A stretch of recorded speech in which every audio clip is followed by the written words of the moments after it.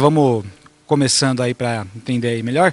Quais que são os referenciais que eu estou utilizando para abordar dessa forma aí a questão aí do discurso fundador? Bom, em primeiro lugar, né, a historiadora Eni Orlandi, né, ela traz aí o conceito de discurso fundador, certo? Que seria a instituição de uma tradição, tá? Onde os antigos discursos, antigas tradições são deixadas de lado e uma nova tradição, uma tradição é institucionalizada. Tá? Então é daí que eu pego a questão aí do discurso fundador para aplicar aí na questão aí do grande ABC, né, da fundação aí de Santo André da Barra do Campo, que é um discurso que se constituiu como discurso fundador da origem aí da cidade, que vai se criar aí as raízes e uma mentalidade unificada, né, uma identidade aí do grande ABC, né, que nasceu a partir daí. Tá? Bom, quando ela foi constituída, aí mais para frente eu vou falar, tá, como ela foi desconstituída e tudo mais. Vou falar mais só dos referenciais teóricos.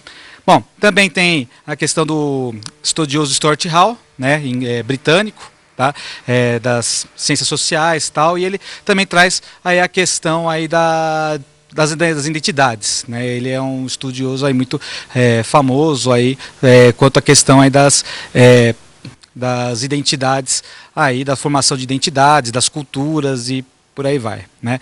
No caso, ele trabalha muito com a questão de imaginário de nação, que a gente vai aplicar aqui, né, tratando o grande ABC como fosse uma nação, não nação-país, mas sim nação no sentido de comunidade, certo? Tá? Para deixar aí bem claro, para não, né, ter nenhuma confusão.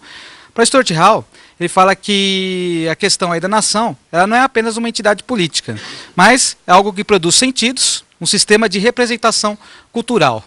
Nada mais ou menos um conjunto aí de culturas, tradições que são reunidas e colocadas como se fossem algo pertencente àquela comunidade. Tá? Então ela foi trabalhada, é lógico, com questões de poder político também, né? Mas é algo que já está em comum aí com a população. A população já aceita aquilo, ou pelo menos está predisposta a aceitar esse imaginário, né? Porque eles também não pegam por nada, por mais que as pessoas falem de manipulação, né? O poder, mesmo quando pega algum aspecto, ele não vai tirar do nada, é algo que já existe aí no popular. Bom, continuando aí as palavras do Stuart Hall. As pessoas não são apenas cidadãs legais de uma nação. Elas participam da ideia de nação, tal como representada em sua cultura nacional. No caso do grande ABC, né, se cria aí uma cultura, né, uma cultura aí do grande ABC, uma cultura aí da fundação aí do pai fundador, no caso João Ramalho, né, que a gente vai discutir aí um pouco mais para frente, tá? Bom, o Hall também aí fala do sistema de representações, né, que se constrói sentidos aí para a comunidade, para a população, e eles compartilham essas tradições, essas culturas, né? Então eles começam a sentir aí como pertencentes a essa comunidade com essa unificação aí cultural. Tá? Como eu falei também, muitas vezes aí fabricada, mas ela logicamente também não é fabricada do nada, né? Ela é fabricada aí junto com o sentimento que a população já tem, já um imaginário da população, né? Aí é lógico que tem as questões da manipulação, mas a gente não vai entrar pelo menos com isso aqui agora. Bom, também trabalho na questão aí da narrativa de nação, mas narrativa de nação, que também é um sentido que Stuart Hall aí coloca, que nada mais nada menos é um conjunto de histórias, né, da nação, ou como que o cara vai narrar a nação, como, né, uma pessoa vai sentir a nação, né, um discurso aí de um conjunto de histórias, de culturas aí referentes a essa comunidade, tá? E tudo isso vai alimentar o quê? Vai alimentar uma memória coletiva, né? Memória coletiva no sentido elaborado aí pelo historiador Maurice Robuaux, né? Que também aí dialogou muito com a Escola dos Análises, né? Ele era belga, mas viveu na França, e muitos que trabalham com a nova história, né, da escola francesa, tem o Robuaux como uma grande influência, né? Para ele, memória coletiva seria o quê, né? Ele trata aí, até, né, pensando aí no caso pessoal dele, né? Ele diz assim as seguintes palavras: durante o curso de minha vida, o grupo nacional de que faço parte foi teatro de certo número de acontecimentos a respeito dos quais digo que me lembro, mas que só conheci através dos jornais ou pelo testemunho que neles estiveram envolvidos diretamente. Ou seja, né, no caso aí do do tema de hoje, por exemplo, todo mundo, ou pelo menos boa parte aí das maior parte das gerações, não vou dizer tanto as novas gerações, porque infelizmente história regional é algo meio não tão tratado assim no ensino fundamental, nem no médio, né? Tem muita gente hoje em dia que não sabe nem, né, enfim, muita coisa da região, infelizmente, seria um campo, acho que muito interessante aí para, né, batalhar aí na história, para trabalhar a história, mas infelizmente, né, mas isso acho que foge um pouco aí do nosso tema aí de hoje, né? Seria até pensar e requisitar, né, poder público desse uma abertura maior, mas isso aí já é uma outra questão, né? No caso, seria a memória, né, que todos teriam aí da fundação, né, da Santo André da Borda do Campo, né, do João Ramalho, a atuação dele aí com os índios, né, a constituição aí da vila, né, depois que ele casou lá com a Bartira e por aí vai, né? Tudo isso nenhum de nós aí vivenciou, né, mas faz parte da nossa memória, né, construída ou passada pela escola ou pelas gerações mais antigas, né, mas pouco importa, né, o que importa é que é algo que nós não vivenciamos, certo? E sim, mas mesmo assim está na nossa memória, né? Bom, mas eu mesmo não os assisti. Quando os evoco, sou obrigado a me remeter inteiramente à memória dos outros.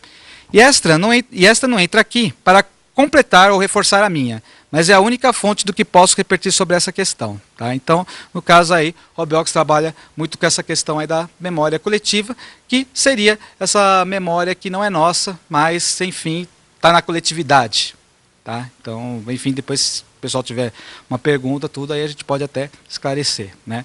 Bom, então, além do Rob Hawks, também outro teórico que eu trabalho, né, o Benedict Anderson, que vai ser ele que vai vir com o conceito de comunidade imaginária, né, que estou aplicando aí na questão aí do grande ABC.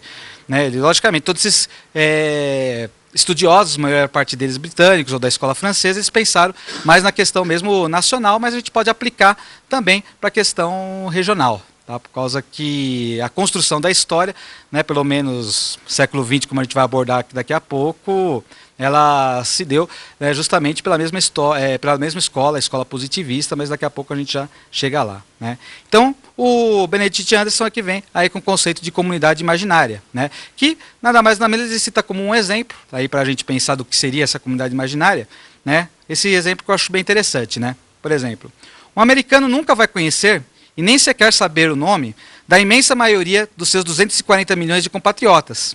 Ele não tem ideia do que estão fazendo a cada momento, mas tem plena confiança na atividade constante, anônima e simultânea deles. Isso quer dizer, ele tem a noção de que, no caso aí, norte-americanos, né, todos pertencem a essa comunidade norte-americana, mas, né, ele não vai pensar exatamente na diversidade que tem nela. Né? De repente não vai pensar que eu não vou nunca conhecer, como nas comunidades antigas, que as pessoas se conheciam, né, pelo nome, um era vizinho do outro, as comunidades bem antigas do interior ou, né, dos tempos aí do feudalismo, nada disso. Né? No caso aí da nação, todos se sentem pertencentes à comunidade, à nação, mas na maioria das pessoas você nunca vai conhecer no restante da sua vida e nem vai fazer questão de conhecer. Né, mas todos eles, ou pelo menos boa parte deles, se sentem aí pertencentes a essa comunidade. Né? E isso se aplica em várias nações, né? Estados Unidos aí como exemplo, até o próprio Brasil, se bem que o Brasil se aplica mais em época de Copa do Mundo, né? Mas isso também é uma outra questão aí para a gente conversar até. Né? Então já é uma outra pensamento aí. Né?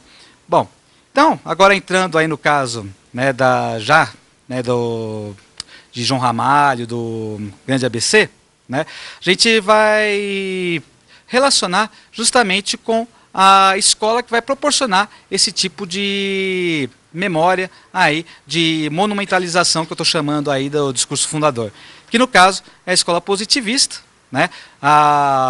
Os historiadores aí do grande ABC, eles vão se ligar muito na a tradição, né, historiográfica aí de pessoas como Alfonso Scrianioni Toné. Né, para quem não sabe, aí, início do século XX, né, ele foi praticamente o cara que formatou aí o Museu Paulista, né, todos conhecem mais como Museu do Ipiranga, ele que criou a tradição, vamos dizer assim, entre aspas, a tradição do bandeirante herói, né, o símbolo da alma paulista, enfim, né? Então, ele que vai ser, aliás, a grande fonte inspiradora até dos historiadores aí que vão trabalhar muito com a questão aí desse mito fundador, desse discurso fundador, né? No caso aqui também eu trabalho aí com a historiadora Maria de Lourdes Mônaco Janotti, né, que aí ela, né, analisou um pouco dessa escola positivista e paulista, né? Ela trouxe aí alguns conceitos aí. E, para ela, a primeira coisa importante aí para se analisar de uma maneira um pouco mais crítica a construção historiográfica é você relacionar a obra, né, mesmo do historiador, não apenas, né, o seu conteúdo, mas sim a conjuntura social e histórica da qual ele faz parte, de que ele está escrevendo a história, né? Então, esse autor ele vai estar dentro de determinados grupos, né, grupo social ou algum grupo político, né? Muitas vezes ele vai sintonizar, vai estar em sintonia com esse grupo, né? E aí ele vai construir aí uma história, uma historiografia dentro aí dessas condições aí histórico-sociais, né? Dentro do pensamento desse grupo, dentro das conjuntura política, conjuntura econômica e por aí afora. Tá? Então, para se analisar isso e para se ter um pouco da ideia dessa construção, também tem uma certa crítica quanto a isso, né? Você ligar aí. Bom, no caso, né, qual que seria o conceito, ou pelo menos o contexto, que vai marcar essa escola positivista paulista, que vai ser a grande influência aí depois dos historiadores aqui né, historiadores, memorialistas aqui do Grande ABC. No caso, né, como eu já citei aí, Toné, ele, como eu falei, trabalhou aí no Museu Paulista, e ele tinha, né, abraçado, né, a ideologia aí da época. Né, ideologia aí dos antigos detentores do poder da República Velha, né, dos cafeicultores, que na década de 20 queriam legitimar, né, o poder aí de São Paulo. Né, o São Paulo praticamente controlou até 1930 o poder político e econômico, né, continuou com o poder econômico, mas o poder político, depois de 1930, aí mudou um pouco. Né, teve aí alguns problemas aí, Revolução de 30, Vargas, né, então daqui a pouco a gente vai até abordar isso daí. Mas até 1930 São Paulo estava no poder aí político, né, de vez em quando dividindo aí com Minas, a política do café com leite, e precisava aí de uma justificação aí histórica, certo? Não estou querendo aí dizer que de repente os historiadores estivessem, vamos dizer assim, mal intencionados, não é o caso nem nada, né? Entender um pouco aí o contexto, né? No caso aí, o Toné, ele vai trabalhar aí justamente com essa elite paulista, procurando uma justificação do poder paulista. Né? No caso, de onde teria vindo esse poder? Esse poder teria vindo já desde o tempo dos bandeirantes, né? Porque é aí que vai vir aquela mentalidade que hoje está bem mais enfraquecida, mas ainda tem aí por aí, de que os bandeirantes, os bravos bandeirantes, né, ingressaram pelas matas, né, fizeram o nosso país ter o território continental que nós temos hoje, né, que foram responsáveis pela grandeza do país, né, graças à sua coragem, né. Tá certo que muitas vezes nessa abordagem se esquece aí também a questão aí de que eles foram também traficantes de escravos e todas aquelas coisas que os senhores já devem ter ouvido falar, né, mas no caso se enfatiza muito essa, vamos dizer assim, esse discurso mais heróico, né, no caso aí do bandeirismo, né. E nada mais nada menos, João Ramalho é considerado, e era considerado aí por esses historiadores aí da linha do Toné, aí como praticamente o pai aí das bandeiras e dos bandeirantes, né? Aí por causa da sua vida, né, com a Bartira, com o cacique Tibiriçá, vivendo aqui em Piratininga e por aí vai. Né? Então ele, para muitos historiadores, é considerado o pai do bandeirismo de certa forma. Né? Então aí é que começa essa abordagem. Né? Bom, e aí, né, vou falar propriamente de dois historiadores aqui, né, memorialistas, historiadores aí, importantes para a consolidação dessa ideia aí do mito fundador, do discurso fundador. No caso, tem a obra do João Neto Caldeira, né, de 1937, o Álbum de São Bernardo, não sei se alguns de vocês aí já ouviram falar, né, o Álbum de São Bernardo. Ele, aliás, fez vários álbuns de várias cidades aí, e ele, vamos dizer assim, não falava apenas de história, falava da questão da economia, tal, dava praticamente um panorama de cada região, de cada município, e no caso, né, o Álbum de São Bernardo traz um panorama aí do município, do antigo município de São Bernardo, né, na época ainda unificado, enfim, né, os 7 cidades, o que são as 7 cidades hoje, né, incluídas aí no único município, no caso São Bernardo. Tá? E aí, né, ele vai trazer, vai ser o primeiro que vai abordar, né, além de outras coisas, aí a história aí né, de São Bernardo. Tá? E aí ele vai ligar as origens de São Bernardo com Santo André da Borda do Campo, né, com essa vila aí fundada pelo João Ramalho. Né? No caso, ele já faz até uma descrição, né? Aliás, ele já enobrece aí São Bernardo, dizendo assim que, bom, eu vou começar falando aí da história de um dos mais próximos municípios paulistas, né? Então ele já fala aí, né, já engrandecendo aí São Bernardo, que na época estava tendo realmente aí um crescimento econômico, por causa principalmente aí da estrada de ferro aí a São Paulo Railway, né? E enfim, né, então ele vai começar já enfatizando isso. E aí uma das passagens, né, interessante aqui, que ele fala o seguinte: núcleo populoso, que no presente é o expoente máximo da indústria nacional, né, São Bernardo, tendo sido, no passado, o famoso Santo André da Borda do Campo, marco inicial para a fundação de Piratininga, em primeiro lugar. Né, São Paulo de Piratininga, tal, se não fosse Santo André da Borda do Campo, que seria de São Paulo. Né, então já começa aí. E depois dessas centenas de cidades maravilhosas que hoje enchem da justofania a alma bandeirante, quer dizer, todo o estado de São Paulo, se não fosse Santo André da Borda do Campo, até mais que São Vicente, de repente, né? Então seria aí de uma suma importância aí, né, para a constituição aí do que ele chama de alma bandeirante. Tá? Bom, então aí ele vai falar aí mais aí da questão, né, da fundação aqui de João Ramalho, e no caso ele vai agradecer muito a alma bandeirante, né, temos que lembrar que é 1937, pela questão da briga mesmo do cenário político nacional, né, porque em 1937 já São Paulo não está mais com o poder político nas mãos, né, já estamos aí durante o governo Vargas, 1937 ainda, vamos dizer assim, vésperas do golpe do Estado Novo, né, que vai instaurar a ditadura varguista, né, e ainda havia a esperança de que haveria eleições em 1938. Né, então eles acreditavam na promessa de Vargas, né, na promessa do, entre aspas, ditador, de que haveria eleições aí em 1938, eleições para presidente, e aí tinha esperança de São Paulo reconquistar o poder político. Né, um dos candidatos aí é o Armando Salles de Oliveira, era um dos candidatos, né, e muitos davam como certa a sua eleição, porque eles contavam que Vargas iria cumprir com a palavra, não iria se candidatar de novo, nem nada, né, mas, né, enfim, mas na época muita gente já previa que, né, tanto que tem até uma caricatura famosa aí do Vargas que traz, né, acho que tem um desenho do Vargas com o desenho de todos os outros candidatos, até o Plínio Salgado, o Armando Salles de Oliveira e outros lideranças estaduais, né?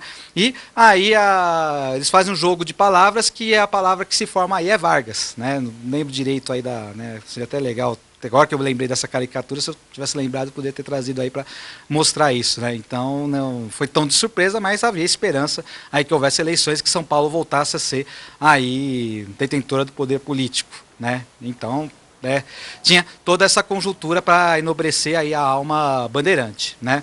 Bom, então aí ele vai começar a mitificar, aí na minha opinião, né, a figura do João Ramalho. Né, o João Ramalho aí, né, ele vai analisar de uma forma mítica, heróica, né, não de repente tentando analisar dentro do seu contexto, como diria o pessoal aí da escola francesa, o Jacques Le Goff, né, aquela questão do documento monumento, né, de analisar aí dentro do contexto, né, para não tentar cometer anacronismos, né, como se fala hoje, né, mas na época não era algo que a maior parte dos historiadores, né, aí da escola positivista fazia isso, né, eles mais preocupavam em analisar o documento do jeito que está escrito e acabou, essa é a verdade, né, e enfim, isso acabava beneficiando os detentores do poder, né, isso daí não só, né, em âmbito regional, mas em várias regiões aí do mundo, né, mas isso é uma outra questão para a gente deixar até nas discussões mais para frente aí. Bom, então aí ele começa, né, falando o seguinte aqui, né, antes de entrarmos na história de Santo André da Borda do Campo, inserimos um capítulo acerca de João Ramalho, a fim de estudarmos ligeiramente a curiosa individualidade desse português, que soube ser grande entre os selvagens, não merecendo, depois senão, a mais negra ingratidão de seus compatriotas, esquecidos de que, se não fosse a sua intervenção leal e oportuna, Martim Afonso e seus companheiros teriam perecido varados pelas flechas dos índios, antes mesmo de pisarem o solo dadivoso e farto da terra brasileira. Tá? Então, no caso, né, a gente pode já observar que há uma certa mitificação na figura do João Ramalho. Mas por que isso daí? Por que, de repente, enobrecer aí o individualismo de João Ramalho, ou a corajosa, né, a alma corajosa dele, essa alma paulista corajosa? Bom, em primeiro lugar, né, voltando aí ao contexto da época, em 1937. Né, muitos paulistas aí, né, se sentiam, principalmente a elite, né, que os brasileiros estavam sendo ingratos com eles, né, com essa elite paulista que tanto fez para o Brasil engrandecer, né, o Brasil começava a engrandecer na visão dessa elite aí por causa aí do café, né, eles analisavam, achavam que o passado da República Velha tinha sido bom aí para o país, né, e que eles mereciam continuar no poder. Tá? Então, tem toda essa questão. Então, aí a questão aí dos compatriotas do Martim Afonso, ingrato, aí com João Ramalho. A gente pode até fazer um paralelo com esse contexto nacional da época. Né? Ainda mais que 5 anos antes tivemos a Revolução Constitucionalista, quando São Paulo tentou retomar o poder, né, através das armas, né, achava que ia ter apoio de vários estados, no final ficou sozinha e Vargas aí pôde esmagar aí a revolta, mas ele ainda fez um joguinho político, prometeu eleições e no fim depois ele, né, o Vargas, aí uma velha raposa aí da política, acho que até hoje muitos políticos admiram por causa, né, vamos dizer assim, né, simpatizem ou não simpatizem com o Vargas, não dá para negar que ele deixou um exemplo aí para vários políticos aí, né, talvez não tão nobres assim, mas, né, bom, aí é uma questão aí para cada um analisar, né. Bom, então aí mais para frente, né, ele também vai falar um pouquinho mais aí do João Ramalho, tem uma outra passagem aí interessante que vai muito também nessa linha. Né? Tendo como inimigo os jesuítas, então no auge do poder, e que não toleravam calados o prestígio formidável desse homem, ainda assim, seus méritos foram tantos que os donatários viram-se coagidos, talvez a contragosto, a dar-lhe o prêmio merecido, pelo que foi cavalheiro, guarda-mor do campo, alcaide-mor e até senhor feudal de Santo André. Né? Apesar que tem a questão aí do feudalismo aqui no Brasil, né? Mas, enfim, senhor feudal de Santo André. Passando automaticamente a categoria de nobre do reino, né? Que tinha toda aquela questão mesmo dos historiadores positivistas de dar uma origem nobre aos bandeirantes e, no caso, também ao próprio João Ramalho, aqui, como a gente pode perceber. Né? E legal ele lembrar aí dos jesuítas também, né? Que os jesuítas também tem uma imagem talvez um pouco autoritária também pela educação, né? Então autoritário, lembrar um pouco de Vargas, né? Então talvez aí não conscientemente, mas, né, pode-se fazer até alguns paralelos aí com o contexto da época que foi escrito, né? Bom, e ainda por fim, né, ele vai encerrar aí a questão aí do João Ramalho, né? Também aí só para encerrar pelo menos essa parte aqui, de como aí se deu aí a origem de Santo André da Borda do Campo, que foi nada mais nada menos uma árdua luta dele, né? Que se não fosse ele insistir, ele de repente sozinho contra todos os colonizadores que seriam contra a fundação dessa vila, talvez ela não existisse. Bom, pelo menos dessa passagem a gente pode perceber isso. Vamos lá. João Ramalho enalteceu a Martim Afonso as belezas do interior do país, concitando a fundar outro povoado. Né? Martim Afonso já tinha fundado São Vicente ali, e mal acabou de fundar São Vicente, com a ajuda de João Ramalho. João Ramalho teria falado para o Martim Afonso, não, vamos subir a serra e vamos fundar uma vila que já tem aí um número de habitantes razoável, tem aí bastante mestiços, né? Muitos deles filhos do próprio João Ramalho, né? Mas enfim, aí já é uma outra questão também. Né? Bom, fundar outro povoado, no ponto em que ele, Ramalho, residia e que era chamado Borda do Campo. Entretanto, Martim Afonso não só mostrou-se contrário à ereção de nova vila, como foi além, deliberando proibir que os brancos se internassem nos campos, quer dizer, que fossem morar lá em Piratininga, no Alto da Serra. Né? E ordenando aos que aí estavam voltarem imediatamente para o litoral. Mais uma ordem autoritária, né, lembrando aí o contexto, Vargas. Né. Bom, nenhuma importância deu o genro de Tibiriçá, ó a grandeza, a essa determinação, e o caso ficou sem solução, porquanto faltava a Martim Afonso os recursos materiais para fazer valer tal deliberação. Né. Faltavam homens, armamentos, enfim, não dava para forçar o João Ramalho a não montar, a eu continuar vivendo em Piratininga. Bom, João Ramalho permaneceu no mesmo lugar, sem desistir dos seus intentos de criar, na Borda do Campo, e apenas, criar vila na Bola do Campo, desculpem, e apenas aguardando oportunidade mais azada, embora o povoado continuasse aumentando de habitantes. Finalmente, indo à localidade o capitão-mor Antônio de Oliveira e o provedor da fazenda Brás Cubas, erigiram, em 8 de abril de 1553, a vila de Santo André da Barra do Campo, ato ratificado pelo donatário da capitania. Tá? Então, aí, de novo, né, falando dessa origem, né, que a gente pode perceber meio mítica, tal, mas né, tá abordado aí dessa maneira pelo João Neto Caldeira, dentro da historiografia da época mesmo, positivista, e dentro aí desses parâmetros. Né? Bom, aí a gente vai saltar aí um pouco no tempo, e boa parte dessa tradição, inaugurada pelo Caldeira Neto, né, pelo Neto Caldeira, desculpem, né, vai continuar e vai ser inspiradora aí de um dos memorialistas mais, até hoje, mais lembrados aqui do Grande ABC, né, que teve uma obra aí muito importante, né, talvez a abordagem dele a gente pode até considerar datado ou não, aí também eu deixo aí para vocês aí, no debate tudo. No caso, aí o Otaviano Gaiarsa, né, que faleceu aí há poucos anos aí, né, e tem aí uma obra também vasta aí sobre a história, principalmente aí de Santo André, né, porque aí no caso aí já estou ligando mais para Santo André, mas ele continuou com a questão aí do mito fundador, e boa parte dessa questão do mito fundador vai continuar sendo aí falado nas outras 7 cidades também. É isso que é uma coisa até curiosa, até pelos brasões que tem nas cidades, tudo, e por aí vai, que depois aí a gente vai mostrar um pouco aí no PowerPoint aí, né.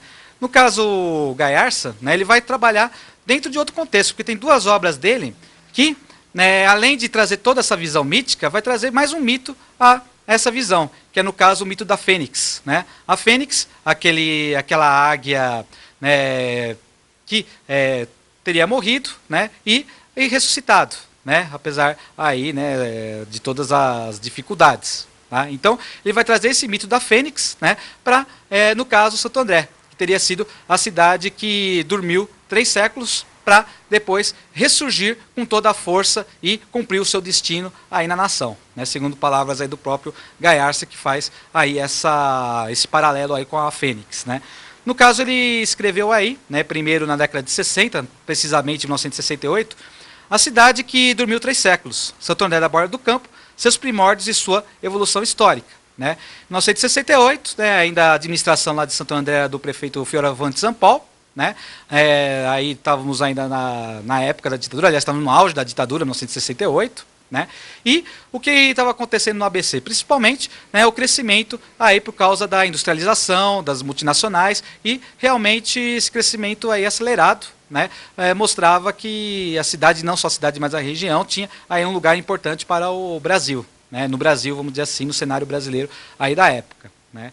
Bom, e o Gaiarsa, ele vai trabalhar muito com essa questão, né, que olha, né, por exemplo, essa grandeza que o ABC tem aqui, né, era algo que já estava lá predestinado. Ele vai trabalhar muito com essa questão da predestinação também. Né. Lá, século XVI, João Ramalho já tinha atuado, já tinha fundado uma vila super importante, no caso Santo André da Borda do Campo, que, né, se não fosse ela, vai retomar aí aquela coisa do Neto Caldeira e tudo mais, se não fosse ela, talvez não tivesse se formado aí São Paulo, e talvez nem o Brasil tivesse se formado. Então, na realidade, estaria retomando aí a grandeza, né, enfim, do nosso destino. Né? No caso, vou passar a primeira passagem aí desse primeiro, né, livro que ele escreveu em 1968. Né? Ele diz aí a respeito o seguinte, né, associando com a Fênix, né? As cinzas da Fênix brasileira constituem um símbolo e uma tradição, tão obscura e poética quanto a lenda contada pela antiguidade. Ressuscitada de algum local ignoto, ela se configurou, tomou nova vida e adeja suas asas mais vibrantes do que nunca. A nova Santo André da Borda do Campo aí está, estuante de vitalidade e progresso, sem que o sol dos trópicos requeime ou calcine para iniciar novo ciclo e nova vida. Santo André de hoje é, acima de tudo, uma realidade. Isso nos basta. Em cada uma das partes sobrevive o ideal que João Ramalho infundiu nos filhos e na raça que povoou o Brasil. Santo André atual sobreviverá para sempre. Tá? Então ele retoma e traz aí mais uma visão mítica, no caso aí da Fênix, da predestinação, né? Que nós estaremos predestinados aí a ter, vamos dizer assim, um lugar de destaque aí na história brasileira. Tá? Bom, o mais curioso disso daí é que, Mais de 20 anos depois, né, mais precisamente em 1991, já na administração do falecido prefeito Celso Daniel, né, ele vai escrever um outro livro aí sobre a história da cidade, né, Santo André Ontem, Hoje e Amanhã, que foi publicado aí em 1991. Né. Para muitos pode até ser considerado um paradoxo, porque a gente tem que lembrar aí que, né, muitos aí já sabem e relembram aí que o Celso Daniel era aí do PT, né, o PT aí era um partido que tinha uma tradição aí de esquerda, né, que era ligado muito à esquerda, tá? Principalmente ainda na década de 90 era ligado muito à esquerda, né?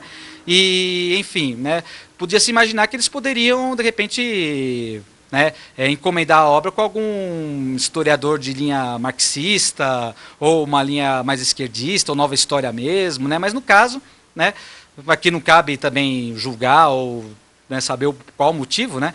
Eles acabaram trabalhando com o Otaviano Gaerça, né? Certo? Que mantinha em 1991 a mesma posição, a mesma, né, abordagem histórica aí, positivista, né, a questão aí da Fênix que vai ser retomada aqui e tal, né.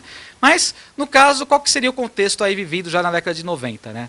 Bom, o contexto que a região do ABC estava vivendo de modo geral era a questão da grave crise econômica que estava atingindo aqui, né, não só a região, mas o país, né. Estava começando a ter o processo de desindustrialização, né, muitas indústrias começaram a sair do grande ABC, ou por causa de impostos, ou por causa da nova Organização Internacional do Trabalho, né, aí com essa nova realidade da globalização, né, dividir aí a produção em vários locais, em outros locais aí que o imposto fosse mais barato, enfim, né, em outras questões aí, né. No caso, a gente estaria vivendo aí, de novo, uma crise. E talvez aí, né, e até já era uma abordagem da administração aí do Celso Daniel, tanto na primeira quanto na segunda, encontrar aí um novo caminho para Santo André, que depois aí vai ser algo que vai ser trabalhado por toda a região aí do Grande ABC, principalmente aí com o consórcio intermunicipal, né, que vai ser aí pelo menos atribuem a ideia a ele, enfim, né, e aí para tentar novas perspectivas aí para a região, aí para tentar sobreviver a essa crise ou a saída das indústrias daqui, né, enfim, da região, né. Então, no caso, acho que o mito da Fênix aí seria bem apropriado, né, de repente de pensar aí Santo André nessa época, aí na década de 90, né, talvez precisasse de um novo ressurgimento. Então, provavelmente, né, apesar do paradoxo, talvez fosse bem aí a calhar, né. Então, né, tem esse trecho aqui, ó. Após sua destruição pelos tamoios, né, Santo André adormeceu e assim permaneceu numa longa e profunda hibernação. Numa pausa merecida, após a exaustiva tarefa de criar a família Bandeirante e Mameluca, que dobraria a linha das Tordesilhas, descobrindo as minas de ouro e esmeraldas, percorrendo por todas as veredas virgens do Planalto, cumprindo a tarefa, tinha direito a uma trégua, após uma caminhada trabalhosa, agitada, buscando os galardões colhidos pelos seus heróis no princípio da existência da pátria. Cerravam-se as cortinas de um cenário que teve dias gloriosos para a nacionalidade, num período encravado na história da pátria, sem que houvesse possibilidade de reavivá-la. O silêncio reinou nas quebradas da borda do campo. As lavouras foram abandonadas e as espigas caíram ao solo, sem que houvesse mãos para colhê-las. O pelourinho, que marcava sua maioridade, foi arrancado e carregado para honrar sua rival e nobilíssima competidora, São Paulo de Piratininga. Na vigília, distante de uma aurora que deveria despontar promissora, laboriosa, rica e nobiliante, Santo André do século XIX, redimindo-se da derrota que não poderia ser eterna, qual fênix ressurgida das cinzas, desperta lentamente, estendendo as asas, iniciando um voo com os olhos voltados para o infinito. E, por fim, né, aqui já não é uma questão mais teórica, né, então é só aí para trazer essa questão aí o mito da Fênix, que foi trabalhado, acho que muito bem aí pelo Otaviano Gaerça, né, por causa que, enfim, esse tipo de abordagem, artisticamente falando, né, acho que foi muito bem feita, e o trabalho dele, né, aqui não desmerecendo nem nada, talvez muitos podem considerá-lo datado, ou se olhar pela historiografia mais atual, né, a gente pode trazer para umas outras novas abordagens, novas expectativas, né? Mas no caso aí é só para a gente tentar, né, associar com o contexto histórico vivido aí nessas duas épocas, né? No caso, né, ainda era Vargas, a questão aí de São Paulo perder o seu poder, e no caso aí do ABC já década de 60, década de 90, a questão da industrialização e novas alternativas aí para um novo desenvolvimento.